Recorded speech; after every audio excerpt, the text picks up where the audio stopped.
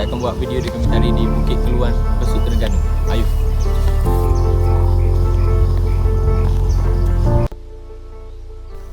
Bukit Keluan mempunyai tarikan tersendiri yang mampu memukau para pengunjung tempatan dan luar negara dengan keindahan dan keunikannya. Ramai penggemar-penggemar atau aktivis tumbuh-tumbuhan datang ke Bukit Keluan untuk melihat sendiri keindahan dan keunikan tumbuhan yang terdapat di kawasan ini. Bukit ini terletak di Kuala Besut, Terengganu yang jaraknya 4 km dari Pekan Kuala Besut. Daripada puncak Bukit Keluan, pengunjung dapat melihat pulau perhentian. Bukit Keluan juga mempunyai ketinggian setinggi iaitu 1.1 meter dari paras air laut dengan pemandangan Laut Cina Selatan yang luas. Bukit Keluan mempunyai hutan di trokat bukit dan hutan di trokat atas.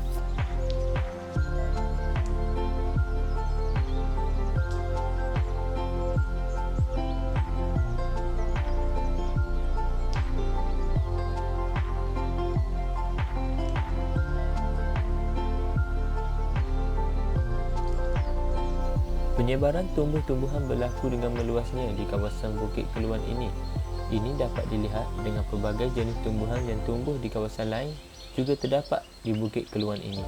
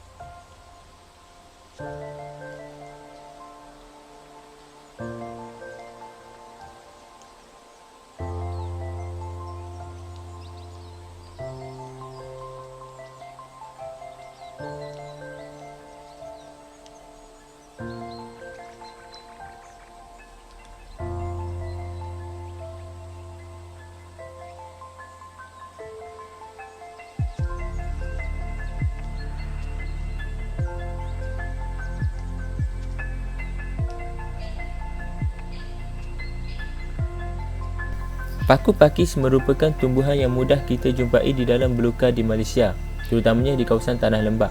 Tumbuhan paku pakis atau nama saintifiknya Pteridophyte adalah dari keluarga Dahliaceae yang mempunyai lebih daripada 40 spesies.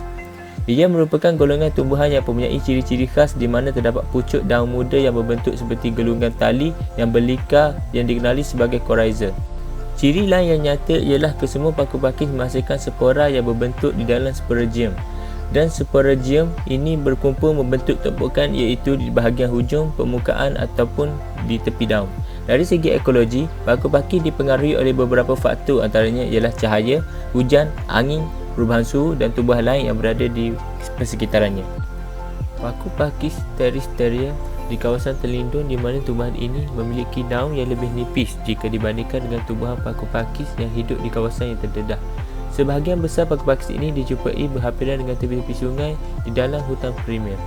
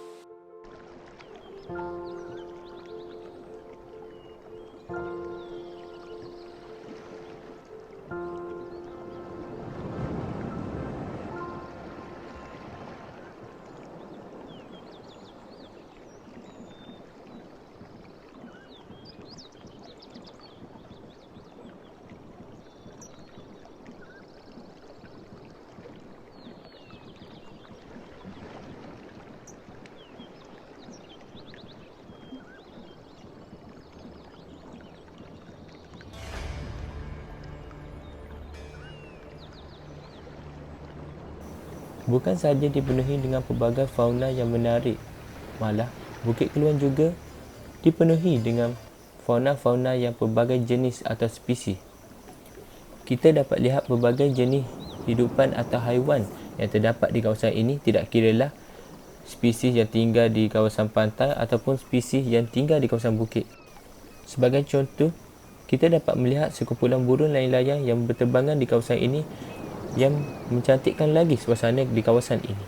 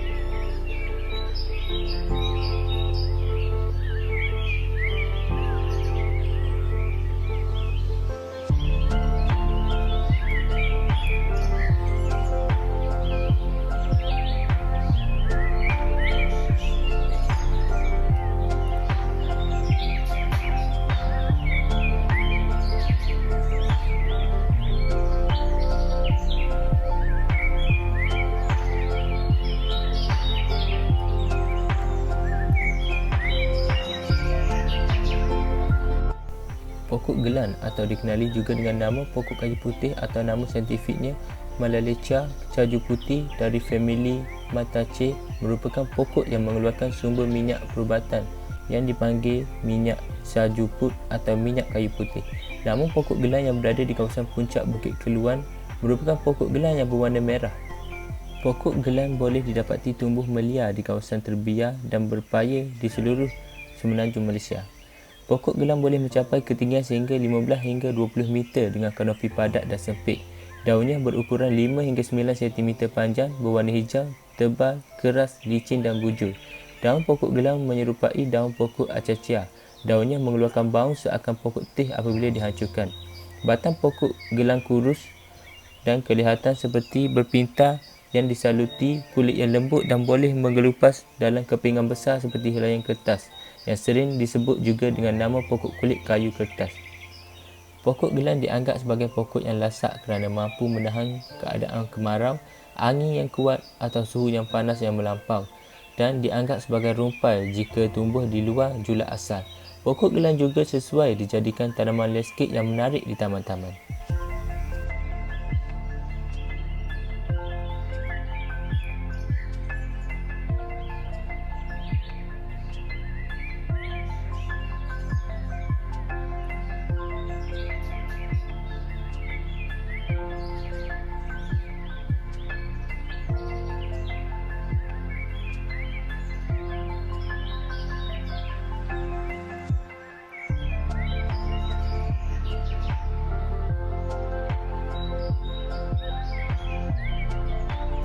Hutan Bukit Keluan juga ditumbuhi dengan pelbagai pokok meranti. Pokok meranti merupakan sejenis tumbuhan yang terdapat di hutan Malaysia serta di negara-negara Asia yang lain. Nama botaninya ialah Shaw. Pokok meranti merujuk kepada pokok tropika malahija yang merupakan pokok yang dibalak bagi tujuan komersial. Antara pokok meranti yang tumbuh di kawasan ini ialah pokok meranti bakau, pokok meranti batu, pokok meranti bukit dan pokok meranti daun besar. Terdapat juga pokok meranti tepak nipis di kawasan Bukit Keluan ini. Pokok meranti tepak nipis adalah sejenis pokok kecil dan besar dan boleh dijumpai dengan butris kecil. Nama saintifiknya ialah Shaw rudburgi. Kulit batangnya mempunyai rekahan yang dalam dan sempit serta tidak sekata. Ia mempunyai bilah daun bertangkai yang diatur secara bersilan dan berbentuk elip oblong. Pokok ini mempunyai bunga berkelopak putih berwarna kemerahan di pusat dan tumbuh dalam kelompok. Buahnya merupakan kacang bersayap yang terdiri daripada satu biji ovat yang diserubungi dengan 3 sayap luaran yang panjang dan 2 sayap dalaman yang pendek.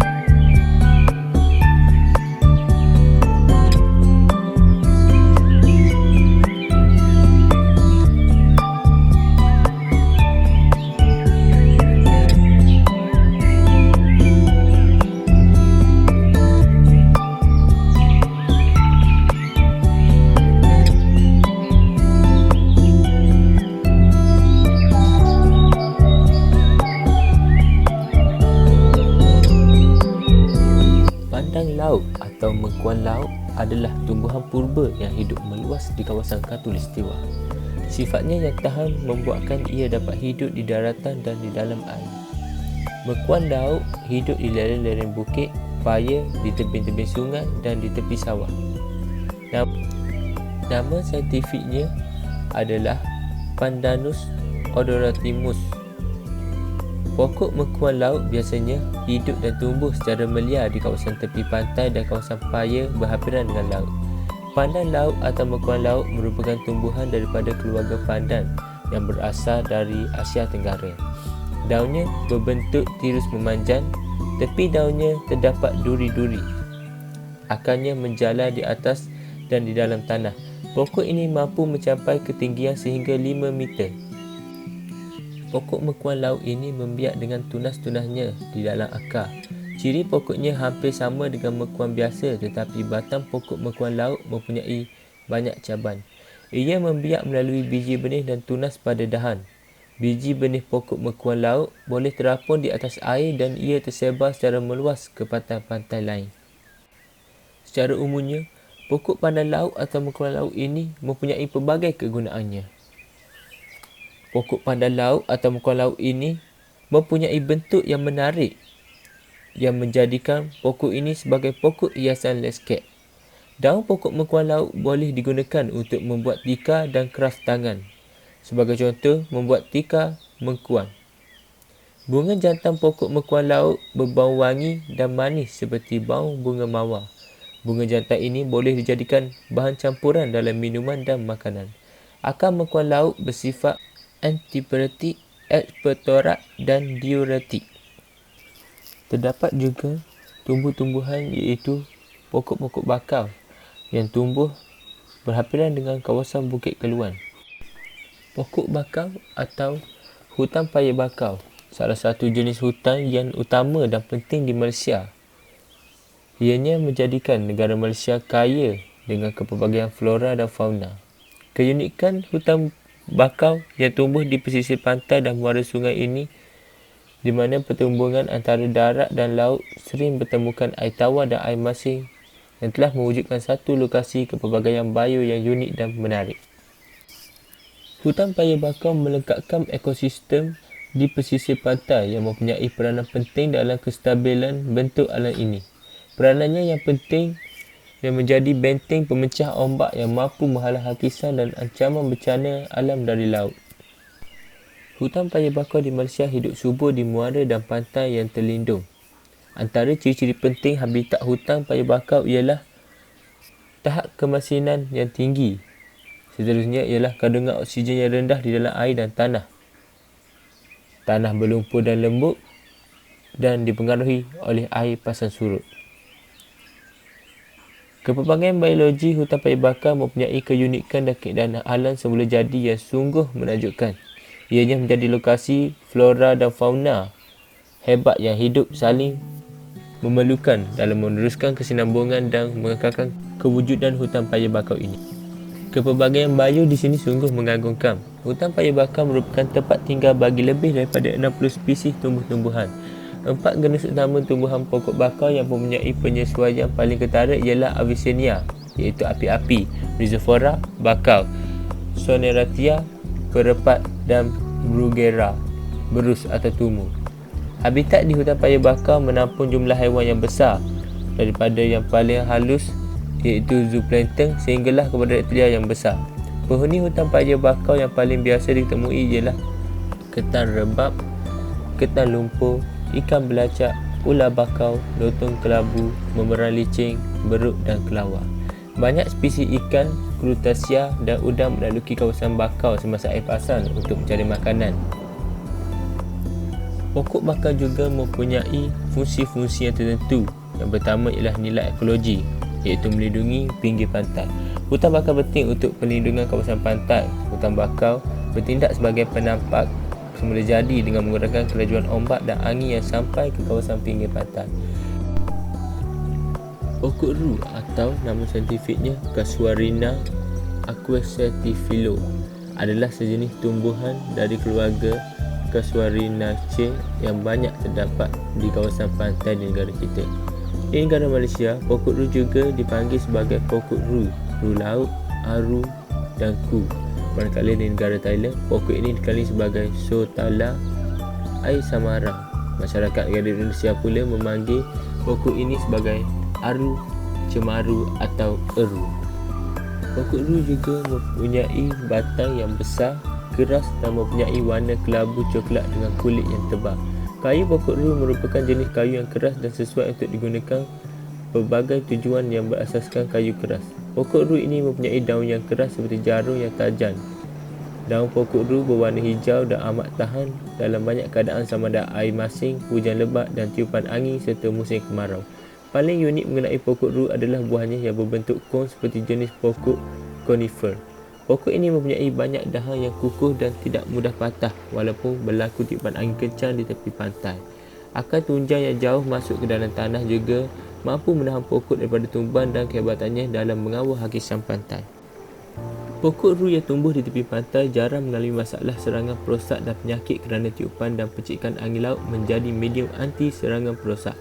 Bagaimanapun, pokok ru yang ditanam secara komersial di kawasan stesen pertanian dilaporkan menghadapi serangan kulak blister hitam yang akan menyebabkan daun serta batang pokok layu dan kulit batang akan pecah-pecah. Kayu daripada pokok ru adalah jenis amat keras dan sesuai digunakan untuk pelbagai tujuan. Kayu ini sesuai untuk dijadikan tiang rumah, perabot, batang cangkul, kerusi meja, papan almari, meja dan banyak lagi. Bagaimanapun, ia kurang sesuai untuk tujuan kerah tangan berasaskan ukiran kerana kualiti kayunya yang keras